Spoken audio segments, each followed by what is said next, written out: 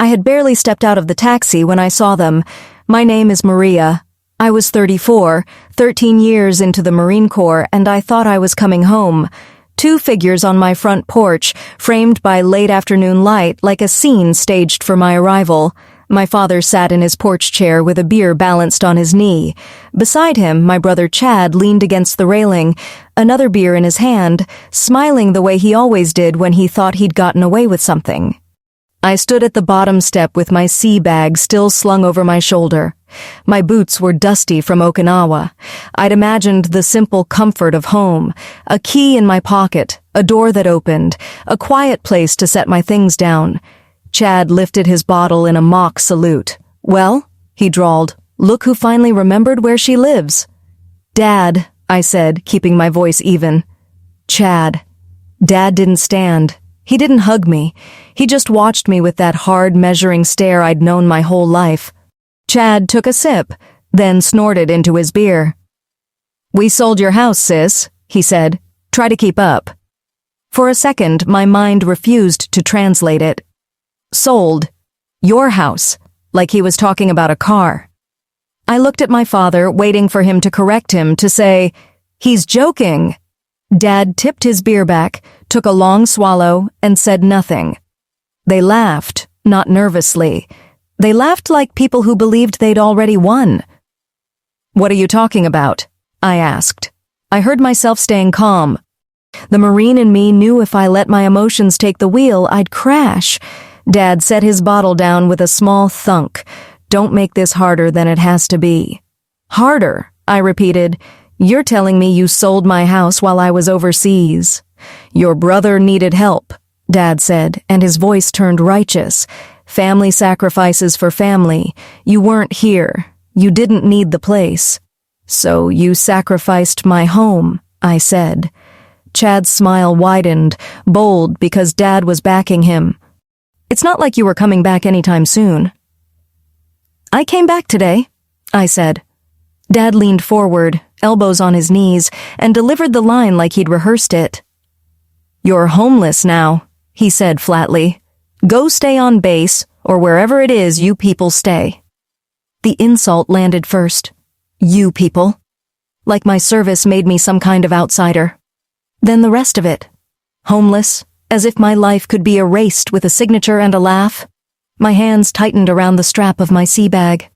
Part of me wanted to shout. Another part wanted to ask how my father could look at his daughter in uniform and say something so cold.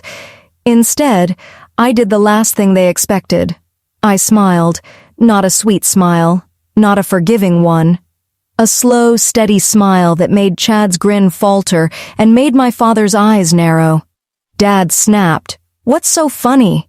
I looked at the front door. Same chipped paint, same porch light I'd installed myself. Then I looked back at them. "The house you sold," I said, "wasn't yours to sell." The porch went quiet. I heard the faint clink of Chad's bottle against the railing as his hand shifted. Dad's jaw tightened. For a heartbeat, neither of them spoke, as if they were waiting for me to explain myself. I didn't. I could see in my father's face that he expected me to fold the way I used to swallow the hurt, to accept whatever decision he'd made, to keep the peace. In our family, Chad made messes, Dad provided excuses, and I was cast as the capable one who didn't need anything. But capability doesn't mean consent. I'd spent years learning that the quiet paperwork people ignore is where lives are protected or stolen. On base, we talked about scams that target service members and their families, how quickly a deed can be filed, how easily a signature can be forged or pressured, how fast money makes decent people reckless. I'd seen enough briefings to know that when someone says, "It's done," that's often when the real trouble is just beginning. Because the truth was, I didn't buy that house the way most people buy a house. I bought it through a program tied to my service, with rules, records, and consequences when someone tries to cheat the system. My father and brother had treated it like a family shortcut. They had no idea what they'd stepped into. Chad tried to recover first. "Dad had the papers," he said quickly. "Power of attorney. We did it right." "The papers," I repeated. "Did you?" Dad's gaze sharpened. "What are you implying?" I let my smile stay. When someone is lying, you don't give them your whole hand at once. You ask one question and take one detail. "So tell me," I said, "who handled the sale?" Dad scoffed as if the question annoyed him. "It's done." Chad answered anyway, trying to sound casual. "Some guy, Benson, real smooth. Got us a good deal." The name settled in my mind like a pin pushed into a map. Benson. I nodded once, as if we were discussing a contractor. Then I shifted my sea bag higher on my shoulder and took a slow breath through my nose. I wasn't going to break down on my porch. Not for them, not here, because if this had happened, it hadn't started today. It had started months ago, while I was half a world away. 3 months earlier, halfway through a 6-month rotation in Okinawa, I'd been trying to enjoy something rare, predictable days. Shore duty isn't glamorous, but it's steady. The kind of steady that lets you believe your life back home is still waiting. I'd owned my place for 8 years. I'd bought it after my second deployment. I'd fixed it up little by little, not for luxury, but for permanence. And then my father called to tell me Chad was moving in temporarily. I remember the way my stomach tightened when he said it, even before I understood why. I told myself family is complicated. I told myself I couldn't control everything from Okinawa. But after that, small moments began to stack up. Odd pauses on the phone, clipped answers, questions about money, quiet warning signs I tried to ignore. At the time, I didn't know what they were pointing to. I only knew my instincts were waking up. And they were right. 3 months earlier, I was stationed in Okinawa, about halfway through a 6-month rotation that was supposed to be quiet. If you've never had a stretch of shore duty after years of deployments, it feels a little like being allowed to breathe again. The days are structured, the nights are calmer, and you can finally do the ordinary things that keep a person whole. Drink coffee without rushing, answer emails without alarms going off, walk outside and feel the air without scanning rooftops. Okinawa had its own rhythm. In the mornings, the humidity clung to your skin like a warm towel. In the evenings, the cicadas sang so loud it felt like they were inside your bones. On weekends, some of the younger Marines would chase beaches and nightlife, but I usually kept it simple. I'd call home, pay my bills, and remind myself that I still had a place waiting for me on the other side of the world. That place mattered more than most people understood. I'd owned my home for 8 years. I bought it myself after my second deployment, signed the papers with hands that still shook from too much adrenaline and not enough sleep. It wasn't fancy. It didn't need to be. It was mine. I renovated it room by room on my own dime, the way people do when they want to build a life that can't be taken away by somebody else's bad decisions. I fixed a leaky faucet. I replaced warped baseboards. I painted over old stains and told myself, this is what stability looks like.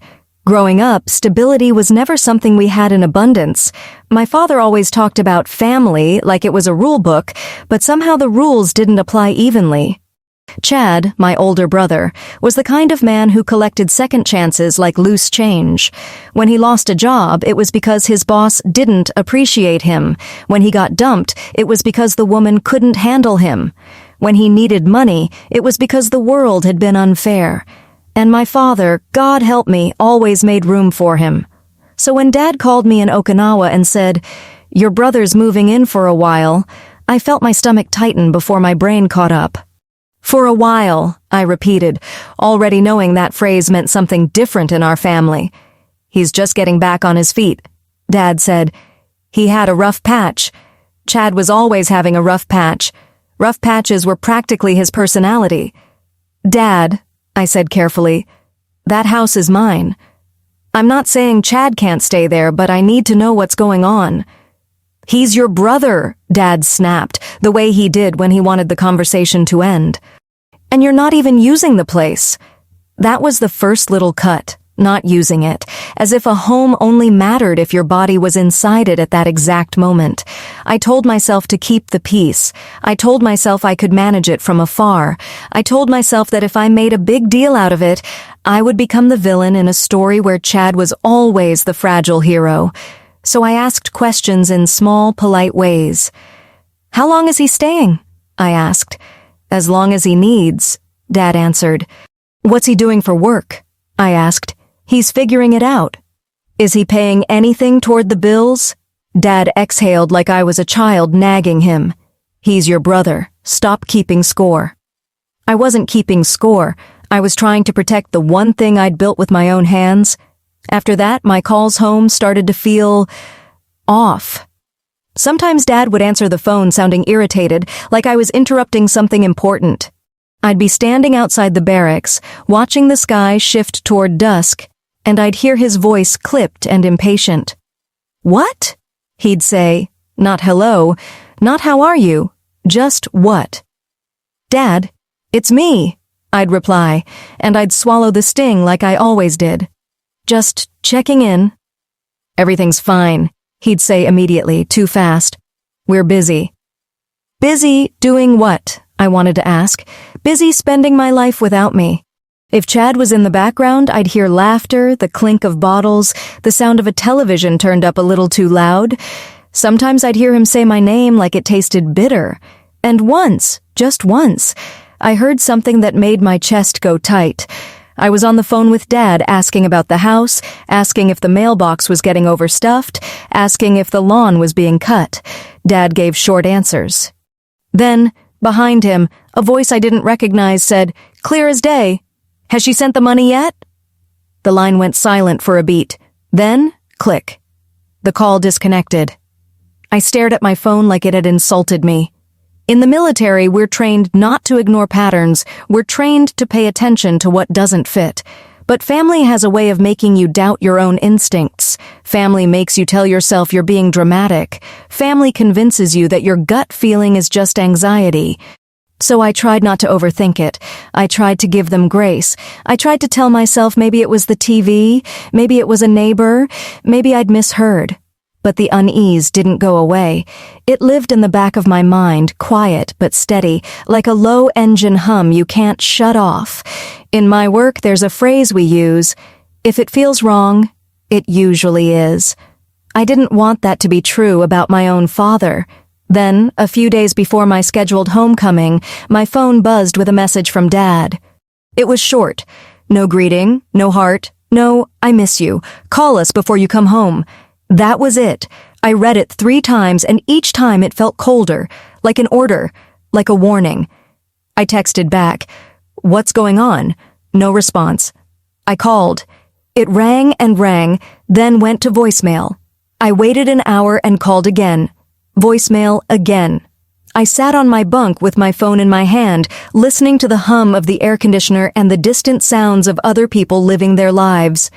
The younger Marines around me were talking about weekend plans, food, beaches, flights, normal things, and I felt a kind of loneliness that doesn't come from being alone, but from realizing the people you love might be building a life that doesn't include you.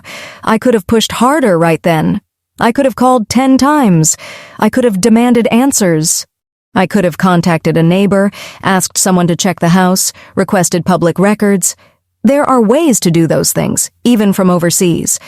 But another part of me, the daughter part, still believed in the old version of my father, the version that would never truly harm me, the version that would grumble but ultimately do the right thing.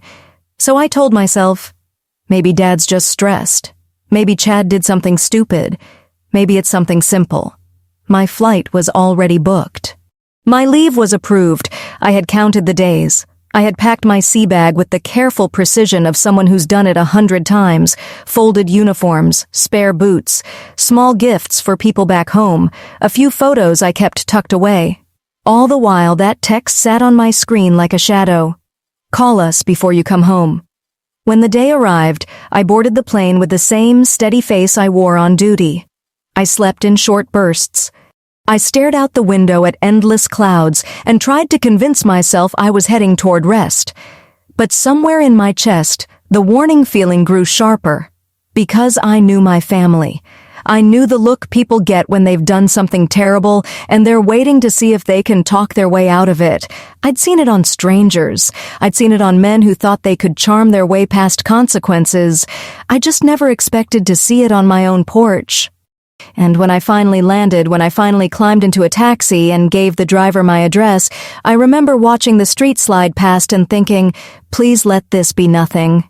Then the car stopped. I stepped out. And there they were. The porch boards creaked under my boots as I climbed the steps. The sound was familiar, one of those small, ordinary noises that should have comforted me. Instead, it felt like a warning. My father didn't move from his chair. Chad stayed leaned against the railing like this was his porch, his home, his victory.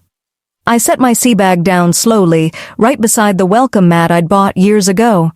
It still said home in faded letters, which suddenly felt like a cruel joke. Homeless, I repeated, tasting the word. You said that like you were proud of it. Dad's eyes narrowed. Don't start acting like a martyr. You're always so dramatic. I let out a short laugh that surprised even me. Dad, I just got off a flight from Okinawa. I'm still wearing my boots. You told me, to my face, that you sold my house. If anyone is dramatic here, it's the man sipping beer while his daughter learns she's been robbed. Chad rolled his eyes. Robbed? Please, we didn't rob you. We made a decision. A decision, I said, keeping my voice steady. About something that belonged to me. Dad lifted his chin. You weren't here. There it was again, this idea that my absence made me less of an owner, less of a person, like service was a loophole. I wasn't here because I was working, I said. I was serving. I was doing what you used to brag about to your friends. Remember? My daughter, the Marine. Chad snorted. She thinks wearing a uniform makes her untouchable. I turned my head to him slowly. No, I said. It makes me organized. It makes me patient. And it makes me very, very hard to fool. His smile twitched, just a little, and I saw the first crack in his confidence. Dad sat forward again, as if leaning closer would make his words more believable. Chad needed help, he said. He was drowning. So you threw me overboard, I answered. How much did you get for it? Dad blinked. That's none of your business. It's my house, I said. It's literally my business. Chad spoke quickly, too quickly, like he'd been waiting to say this. We got a fair price. You wouldn't know anything about the market anyway. I looked at him. Then tell me the number. Chad's eyes flicked toward Dad. Dad snapped, Enough. I let a beat of silence hang there. In that silence, I noticed things I hadn't wanted to notice at first. A fresh set of scratches near the doorknob, like someone had changed a lock and slipped. The porch light I'd installed was replaced with a cheaper one, slightly crooked. My flower pot was gone. The wind chimes I'd hung the summer I bought the place, gone. They had been living here, changing it, erasing me, and now they were enjoying the final act. My hands clenched, but I kept my voice calm. When did this happen? I asked. Dad's mouth tightened. Recently. Recently, I repeated. Was it before or after you texted me to call before I came home? Chad's face shifted again, that small flash of irritation like I was breaking script. Dad tried to control the conversation the way he always did, by turning it into a lecture. You always think you're smarter than everyone else, he said. You always want to interrogate people, like you're in charge. I nodded once. I am in charge of my property, I said, so yes, I'm asking questions. Chad took another sip of beer and tried to sound relaxed. Dad had power of attorney, we did it the right way. Power of attorney, I repeated, making the words sound as neutral as possible. You keep saying that like it's a magic spell. Dad's eyes flashed. It's legal. Legal doesn't mean right, I said. And legal isn't always legal if it's used the wrong way. Chad scoffed. Oh my God, here we go. She watched one crime show and now she's a lawyer. I looked at him and smiled again, the same slow smile that had unsettled him earlier. I don't need to be a lawyer, I said. I just need to be the person who owns the house. That's me. Dad's voice turned harder. You're not living here anymore, Maria. That's the point. I stared at him, really stared, as if I might see the father I used to know hiding behind his anger. But what I saw was something colder. A man who had convinced himself that what he did was justified. A man who thought I'd swallow it because I always did. I exhaled slowly and asked, "Who bought it?" Neither of them answered right away. Chad looked away first.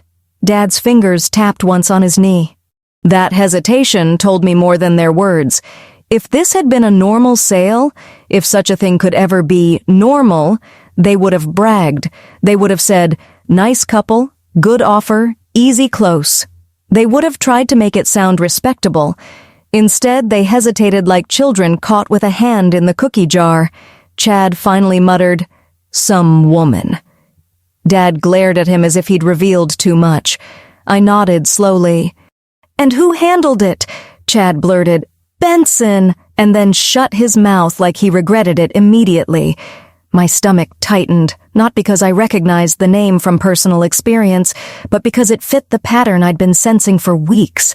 Someone smooth, someone fast, someone who knew exactly how to talk desperate or greedy people into doing dumb, illegal things. I stepped closer to the front door and reached for the doorknob out of instinct, like muscle memory. My key was still in my pocket. I pulled it out, slid it into the lock, and turned.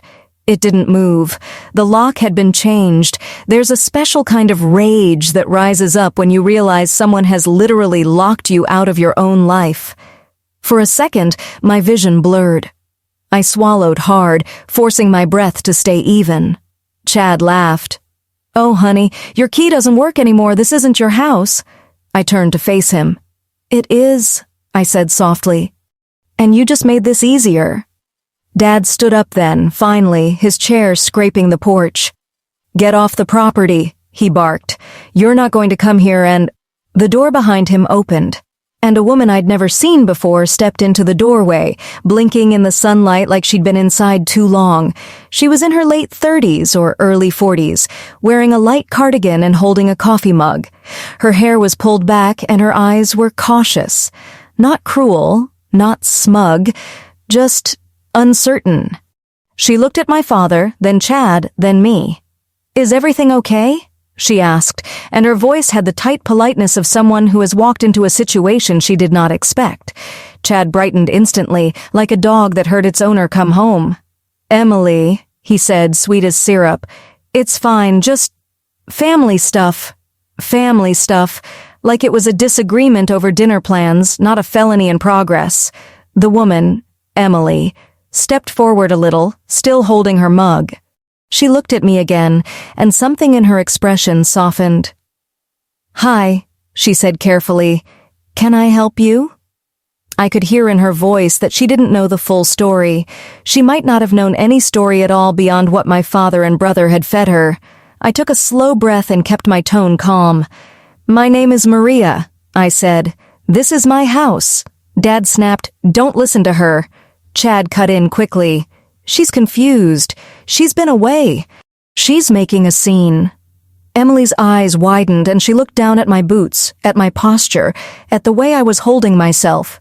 People can tell when someone is trained. They can tell when someone has had to stay composed under pressure. She swallowed. I'm the new owner," she said, almost apologetically.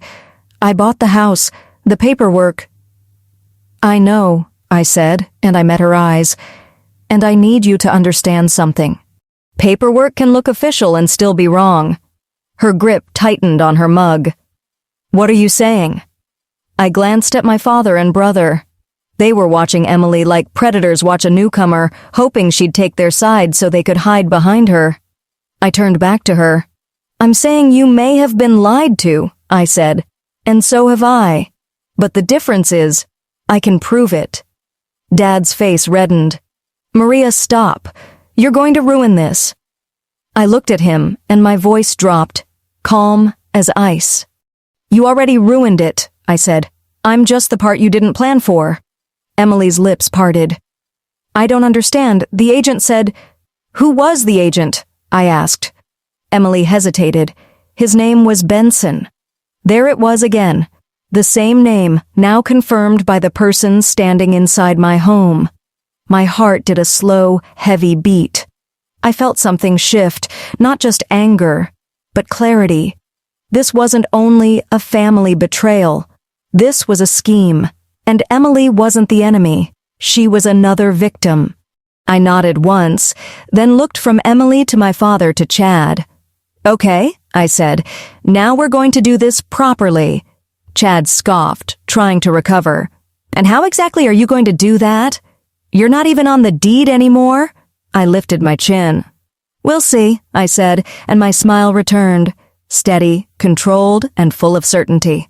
Because the thing about selling a house that isn't truly yours is that it doesn't stay sold. Behind me, the sun sank lower, and the air felt thick with the kind of tension that comes right before a storm breaks. I picked up my sea bag again, not because I was leaving defeated, but because I had one more stop to make. I looked at Emily. "Do yourself a favor," I said gently. "Don't move any more of your things in tonight. And don't let them tell you this is family stuff. This is bigger than that." Emily stared at me, frightened now, but listening. Then I turned to my father and brother.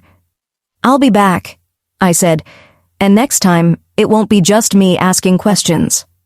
I didn't drive straight to a friend's house, and I didn't head to a hotel right away either. I sat in my car for a long minute with both hands on the steering wheel, staring through the windshield at nothing in particular, letting my pulse slow down. I've learned over the years that the first thing betrayal tries to steal from you is your composure.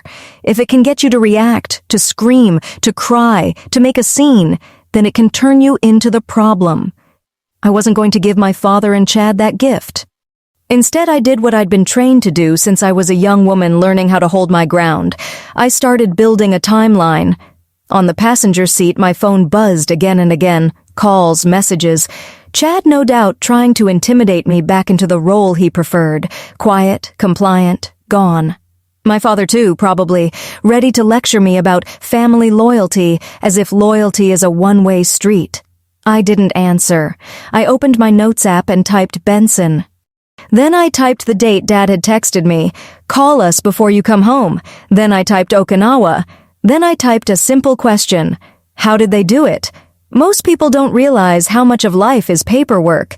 We think of danger as loud and dramatic, but the most life-changing thefts happen in silence. Forms signed at kitchen tables, documents filed in office buildings, money wired out of sight.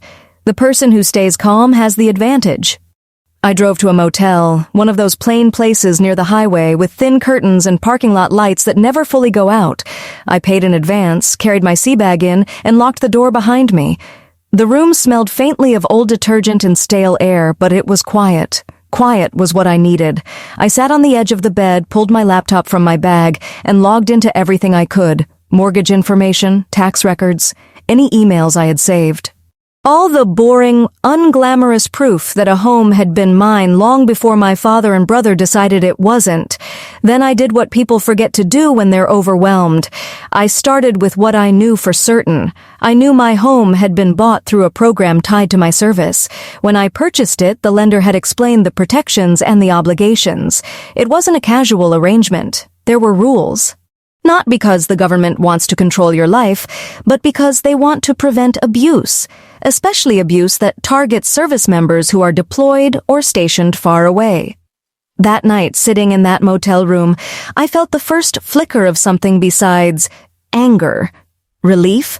Because as ugly as this was, my father and Chad hadn't just crossed a moral line. They'd stepped into a legal arena they didn't understand.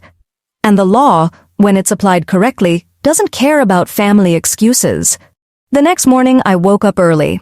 Not because I slept well, but because my body is used to moving when the world is still quiet. I drank coffee from a paper cup, stood by the window, and watched an older couple load their suitcase into the trunk of a sedan.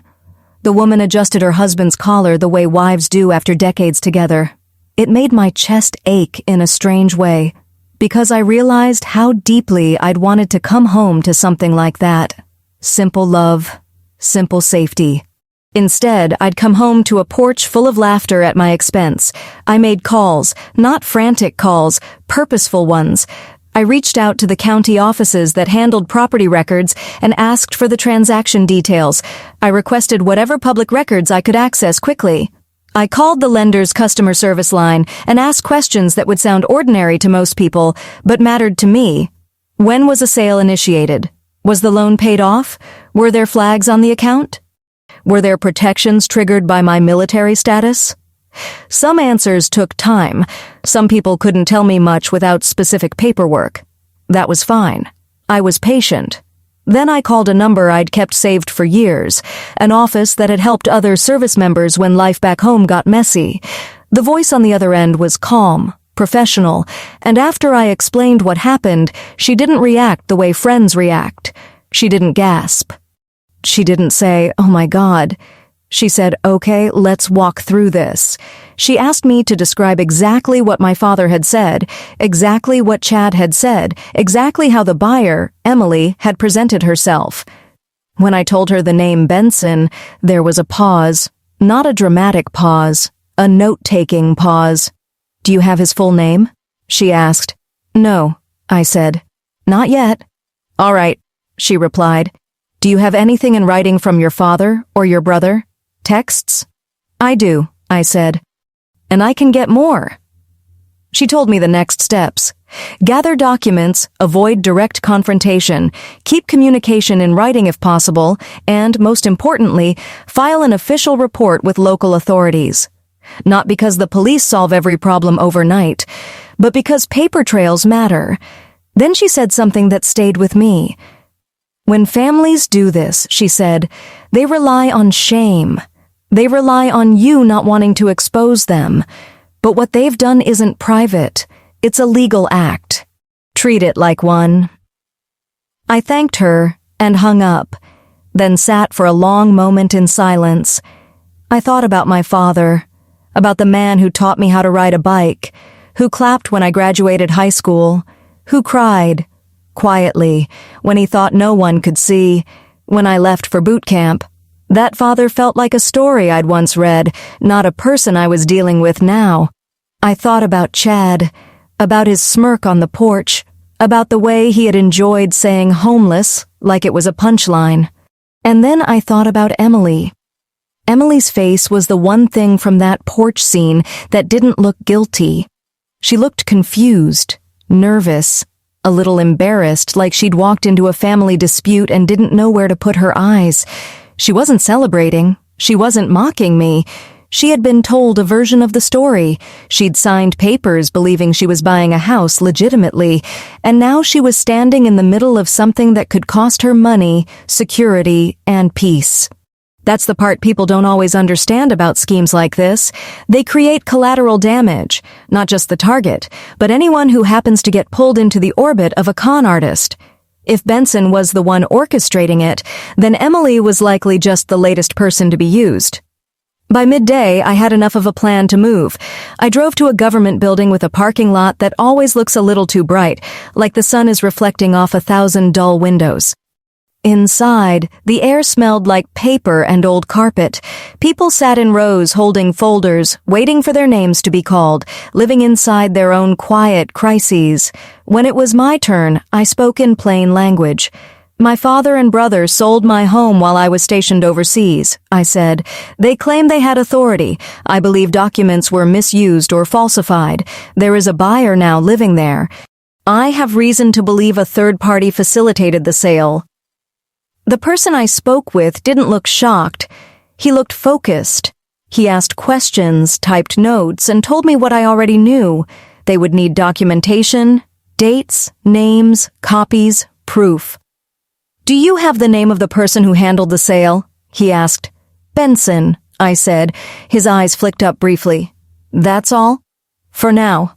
He nodded and continued typing. "All right. We'll start here." I left with a case number and a list of things to provide. It wasn't justice. It was the beginning of the path toward justice. And for me, beginnings matter. In the late afternoon, my phone rang again. This time, it wasn't Chad. It was a number I didn't recognize. I stared at it for a moment, then answered. "Hello?" I said. There was a pause, then a woman's voice, tight, cautious. "Maria?" she asked. "Yes," I said. "It's Emily," she said. "The woman? From the house?" I closed my eyes briefly and exhaled. "Okay," I said gently. "I'm glad you called." Her voice trembled. "I talked to the agent last night, Benson. He told me you were lying. He said you were unstable." I felt a cold anger move through me, but I kept my voice steady. "Of course he did," I said. "That's what people say when they're trying to cover something up." Emily swallowed audibly. "I called a lawyer this morning," she said.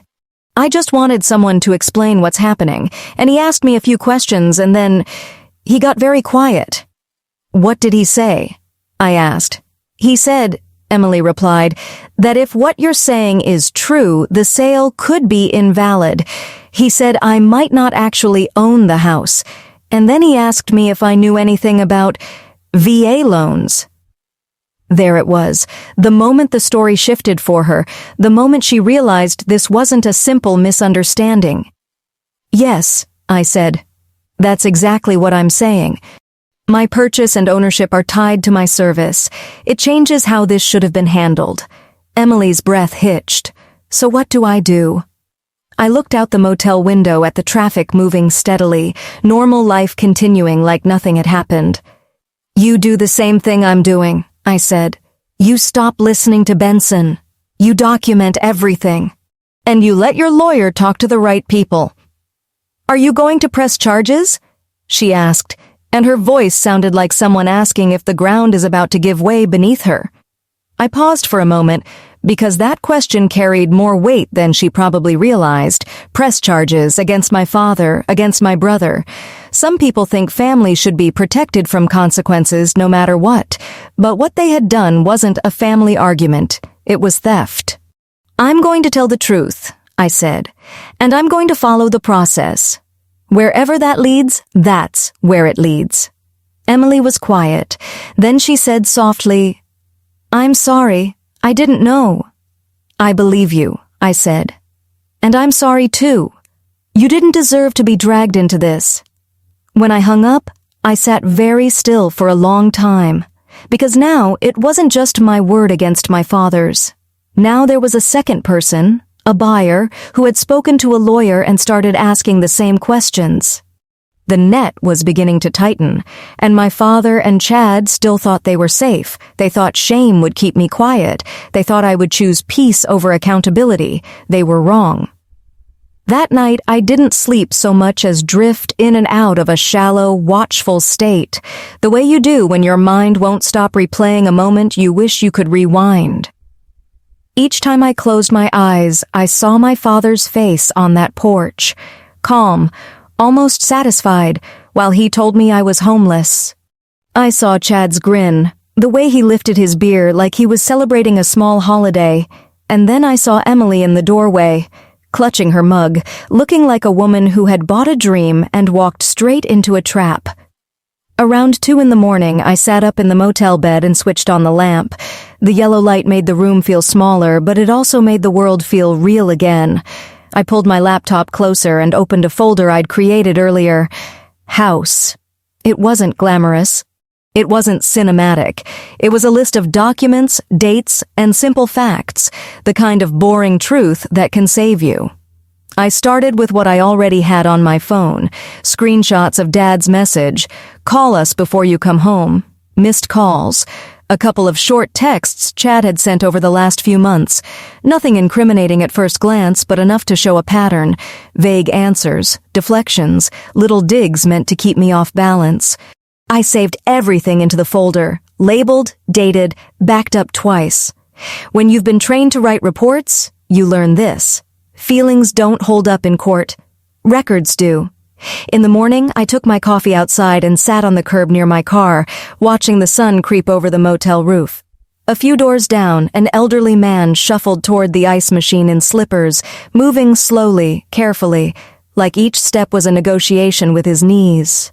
He nodded at me and said, "Morning." "Morning," I replied, and for a moment I was just another woman with a paper cup and tired eyes, but inside I was building something, a case. By mid-morning, I'd received a call back from the county office. The woman on the line sounded like she'd spent her entire life explaining the same things to people who didn't want to hear them. "Yes, ma'am," she said. "There was a deed recorded." My throat tightened. "When?" I asked. She gave a date. I wrote it down with a steady hand. "And was there a power of attorney involved?" I asked, already knowing the answer but needing it documented. "There is a power of attorney referenced in the filing," she said. I stared at the motel wall while she spoke, as if I could see the paperwork through it. "Can I get copies?" I asked. "Yes," she said. "There's a process. You can request them in person or online. There will be fees." "Fine," I said. "I'll pay." When the call ended, I sat there for a minute, letting the reality settle in. A deed recorded, a date stamped, a public document that claimed my home had changed hands, as if my name and my life were something you could erase with a pen. And yet, underneath the anger, there was a strange steadiness. Because public records cut both ways. They can be used to steal, but they can also be used to expose. My phone rang again, and I saw Dad's name. I didn't answer. It rang again. Then Chad's name flashed. I didn't answer that either. 10 minutes later, a text arrived from Chad. "You're embarrassing the family." I stared at it, then laughed softly, not because it was funny, but because it was so predictable. Not, "Are you okay?" Not, "We went too far." Not even, "Let's talk." Just embarrassment, his favorite weapon. Shame, pressure, control. I typed back one sentence and kept it simple. "You embarrassed the family when you stole from your sister." Then I put my phone face down. A few minutes later, Dad's message came through. "Maria, stop this now. You're tearing us apart." I read it twice, and I felt something shift inside me. Because that line, "tearing us apart," was an old one. In our house, consequences were always portrayed as cruelty. If you called out the wrongdoing, you were the one causing problems. If you demanded fairness, you were selfish. If you refused to be used, you were ungrateful. For years, I'd absorbed it. I'd carried it like a private guilt. I'd told myself that being strong meant swallowing discomfort for the sake of peace. But peace built on theft isn't peace. It's just quiet suffering. I didn't reply to Dad. I knew anything I said would be twisted into proof that I was emotional, unreasonable, dramatic. Instead, I let my actions speak. That afternoon, I met with an attorney recommended through a military support channel, someone who'd handled cases involving deployed service members and property issues before. His office wasn't fancy. The chairs were worn, the carpet was clean but dated, and there were framed certificates on the wall that looked like they'd been there for decades. It felt like the kind of place where people go when they're serious.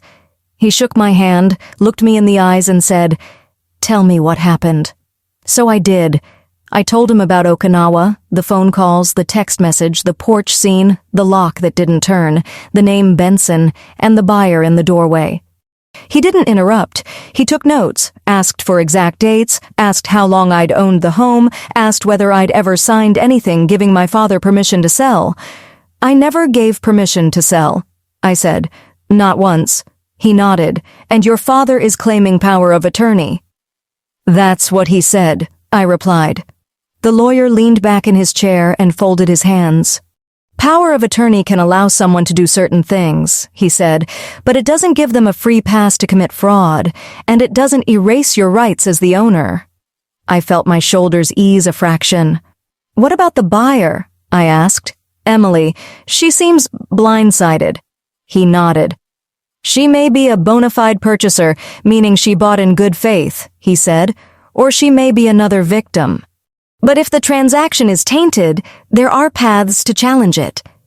He paused, then said, "You mentioned a VA loan." "Yes," I said. That word made him sit forward. "All right," he said, voice turning more precise. That's important. There can be additional protections and reporting channels when service-related benefits are involved. And if an intermediary, this Benson, has a pattern, it may not just be a civil matter. Civil, criminal. Those words hung in the air like two doors opening in opposite directions. I thought of my father and Chad again, beer in hand, laughing as if the world would never catch up. The lawyer slid a legal pad toward me. "We're going to do this in 2 lanes," he said. 1, we document everything. 2, we work with law enforcement and any relevant agencies. You don't confront them alone. You don't argue on the porch. You don't try to negotiate with people who already proved they'll lie. I nodded. That advice felt like oxygen. It gave me permission to stop trying to fix them and start protecting myself. Before I left, he looked at me and said, "I want you to hear this clearly. Being related to someone doesn't obligate you to accept harm. Family doesn't excuse theft." I swallowed hard. "Thank you," I said, and I meant it. On the way back to the motel, I called Emily. She answered quickly, her voice strained. "Hi. I met with an attorney," I said. "I wanted you to know you're doing the right thing by getting your own lawyer." She exhaled shakily. "Benson keeps calling me," she admitted. "He says I should ignore you. He says you're trying to steal the house back." "That's what con artists do," I said gently. "They isolate you. They make you doubt yourself. Don't talk to him without your lawyer." There was a long pause, then Emily said quietly, "I feel stupid." "You're not stupid," I told her. "You're human." He counted on that. When I hung up, I sat in my car again and looked at my hands on the steering wheel. They were steady. That steadiness didn't mean I wasn't hurt. It meant I was choosing my next step carefully. That evening, I laid everything out on the motel bed like an investigator, printed records, notes, screenshots, names, dates, contact information. I wrote a simple timeline on a sheet of paper from Okinawa to now and circled the points where the story changed. Dad's text. The recorded deed date. Benson's name. Emily's confirmation. I looked at the timeline and felt a sober kind of confidence, not because I enjoyed any of this, God knows I didn't, but because I could see the shape of the truth now. And truth, once documented, is hard to bury. My phone buzzed again. One new message from Chad. "If you keep going, don't expect to be part of this family." I stared at it for a moment, then set the phone down. Because the truth was, I wasn't the one walking away from family. They had already walked away from me the day they signed my name into someone else's hands. I turned off the motel light and lay back, eyes open, listening to the distant sound of traffic. Tomorrow, I would take my folder of evidence to the people who could move this forward, people who weren't impressed by my father's guilt trips or Chad's threats. Tomorrow, I'd sit across from a lieutenant, give him the name Benson, and watch his expression when the pieces clicked into place. And then my father and brother would learn something they should have learned a long time ago. You can't steal a person's home and expect her to stay quiet just because you share her blood. The next morning, I dressed like I was going to a job interview. Not because I needed to impress anyone, but because I'd learned a long time ago that when you walk into an official building asking for help, you don't give anyone a reason to dismiss you as hysterical. I wore simple slacks, a plain blouse, my hair pulled back neatly, and my folder of documents tucked under my arm like it was an extension of my spine. At the sheriff's office, the air was cool and smelled faintly of floor cleaner and old coffee. A television in the corner played a morning news show at low volume. People sat in plastic chairs, waiting for their names to be called, each one carrying their own worry in a purse, a manila envelope, a tired face. When I reached the front desk, I said, "I need to file a report about a fraudulent home sale." The deputy behind the glass lifted his eyes, and for the first time since I got back, I felt the world shift into a lane I understood. Not family drama, not porch shouting, process. He asked for my ID. I handed it over. He asked me to sit and wait. A few minutes later, a door opened and a man in a uniform stepped out. His name tag read, Donahue. He looked like someone who'd seen enough to be hard to shock, gray at the temples, steady eyes, a face that didn't waste expressions. Maria, he called. I stood. Yes. He led me into a small office with 2 chairs and a desk, a framed photograph of a fishing boat hung on the wall. He sat, motioned for me to sit, and said, "Tell me what happened from the beginning." So I did. I kept it simple and chronological, the way my lawyer had advised. Okinawa, the text message, the changed lock, my father's statement that they sold the house, Chad's claim about power of attorney, the name Benson, Emily confirming the same name. Donahue listened without interrupting, occasionally jotting notes. When I slid my folder across the desk, he opened it and flipped through the pages with the care of a man who knows paper is where truth hides. When he reached the screenshot of my father's message, "Call us before you come home," his eyes paused. He looked up. "This was before you arrived?" "Yes," I said.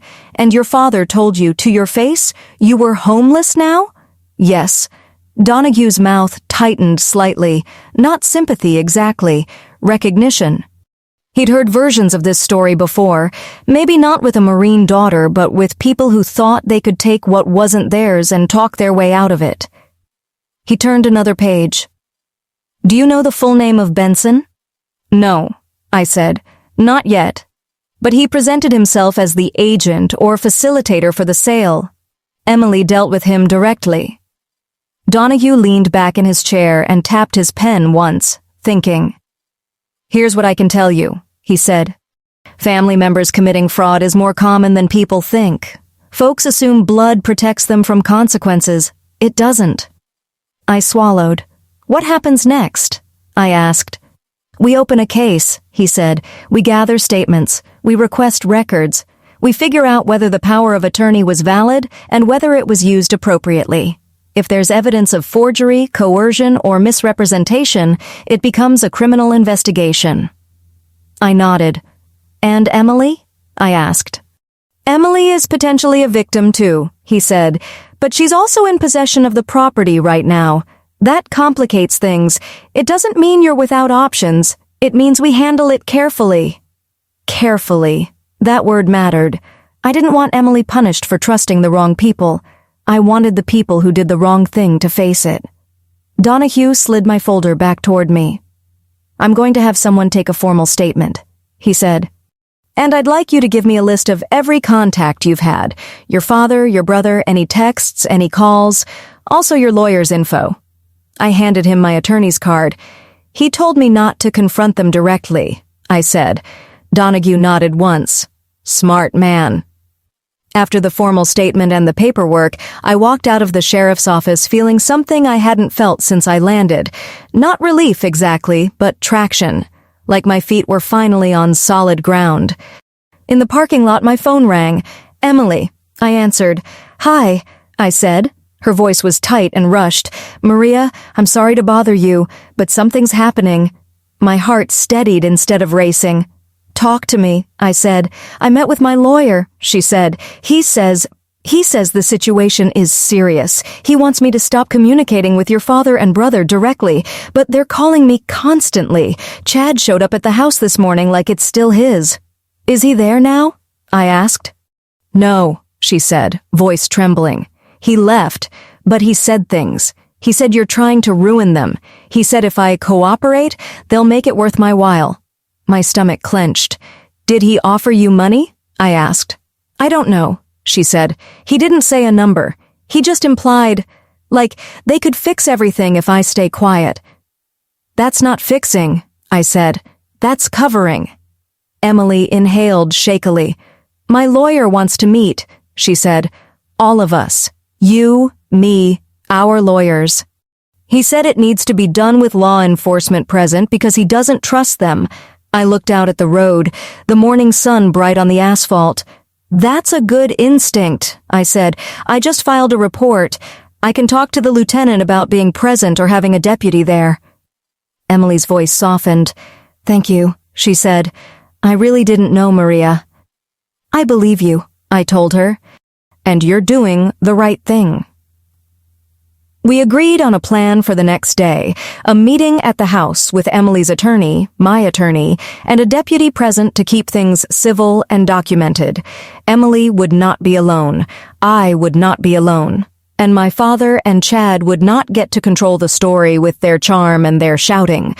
After I hung up, I sat in my car and stared at the steering wheel for a long time. There's a moment in these kinds of stories where you stop hoping the person who hurt you will suddenly become who you wished they were. You stop waiting for an apology. You stop trying to talk them into conscience. You accept that you are dealing with people who made a choice. And then you move accordingly. That evening, my lawyer called and confirmed he'd coordinate with Emily's attorney. He sounded steady, almost brisk. "Maria," he said, "I want you to understand something. Your father and brother may try to provoke you tomorrow. They may try to paint you as emotional, unstable, vengeful. Don't give them that narrative." "I won't," I said. "Good," he replied. "Let them talk. Let them contradict themselves. The deputy will document the interaction. Your job is to be calm and factual." I went back to the motel and laid my outfit out for the morning. Then I sat on the bed and held my phone, debating whether to call my father one last time. Not to argue, just to hear his voice, to see if there was any trace of regret hiding under his pride. But I already knew what I'd get. More guilt, more blame, more threats about family. So instead, I typed a message and sent it to both Dad and Chad. One sentence. "There will be a meeting at the house tomorrow at 10 a.m. with attorneys and a deputy present. Be there. No emotion, no pleading, no explanation. Just fact." The next morning I arrived early. Not because I wanted to stand there longer than necessary, but because I wanted to see the house before the storm arrived. I parked across the street and sat for a minute, watching the front porch like it was a stage I'd once belonged to. The curtains moved slightly. Emily was inside. I could imagine her nervousness, the way she probably walked from window to window, trying to predict what kind of people my father and brother truly were. My attorney pulled up behind me a few minutes later, followed by Emily's lawyer in a dark sedan. Then a marked sheriff's vehicle rolled in, slow and deliberate, and parked near the curb. A deputy stepped out, tall, broad-shouldered, neutral expression. He nodded to the lawyers, then to me. There was something comforting about that uniform. Not because uniforms solve everything, but because they change the rules of the room. They make lying riskier. They make intimidation less fun. Emily opened the front door and stepped onto the porch. She looked pale, but she held herself upright. Her lawyer spoke to her quietly for a moment and she nodded. Then, right on time, another car swung into view. My father's truck. It pulled up too fast and stopped too hard, as if he wanted the sound to announce him. Chad climbed out first, jaw tight, eyes scanning for weakness.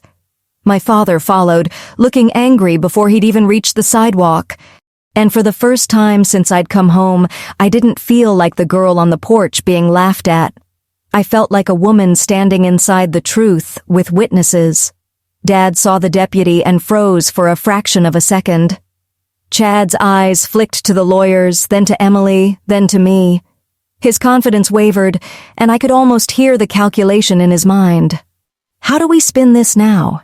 My attorney stepped forward and said calmly, "We're here to clarify the legality of this sale and protect everyone involved." My father's face reddened.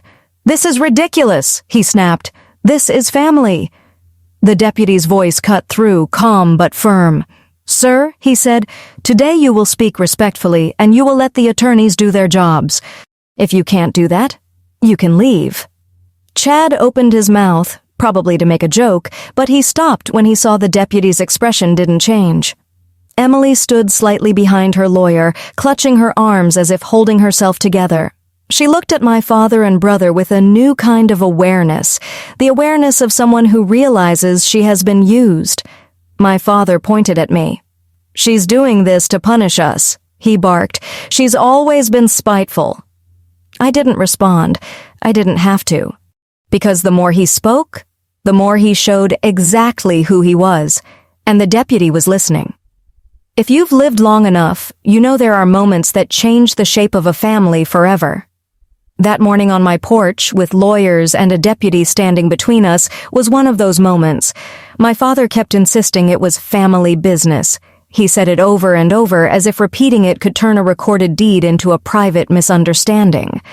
Chad hovered beside him like a shadow, restless, defensive, darting glances the way guilty people do when they realize the room has witnesses. Emily's attorney spoke first, calm and professional. He laid out the basic issue in plain language. Emily believed she'd purchased a home legally. She'd paid money, signed documents, and moved in under the assumption that the seller had the right to sell. But now the chain of authority was in question. And when authority is in question, everything that follows is questionable too. My attorney didn't argue. He didn't shout. He simply asked my father to produce what he claimed gave him the right to sell. "Show us the power of attorney," he said, "and show us the scope of it." My father's face tightened.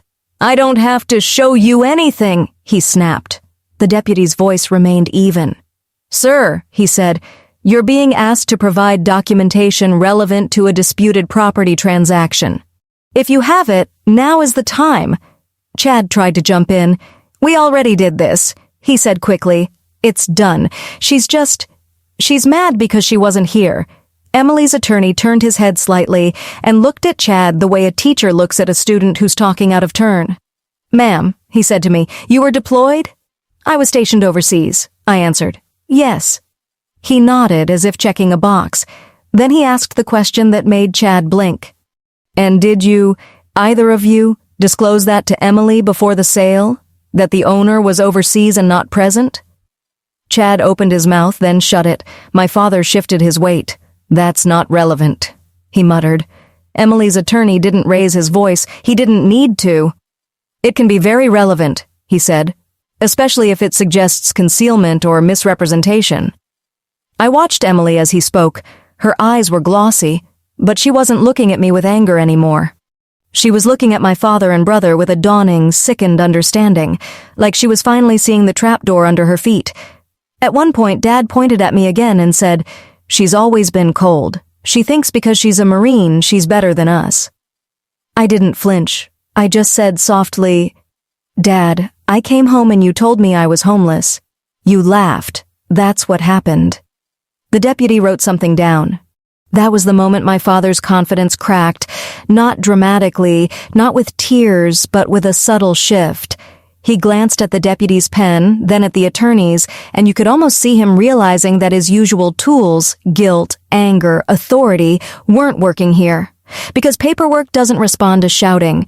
The meeting didn't end with handcuffs. Real life rarely does. It ended with next steps, formal requests for documents, statements taken, records subpoenaed, and a clear instruction to my father and Chad to stop contacting Emily directly. If they continued, it would be documented as harassment and possible witness intimidation. They left that porch quieter than they arrived. Chad tried to say something sharp as he walked away, one last jab to protect his pride, but it came out thin, like a match struck in the rain. My father didn't look at me when he got into his truck. When they drove off, Emily's shoulders sagged as if her bones were suddenly too heavy. "I'm sorry," she whispered, and it sounded like a prayer. "I know," I told her.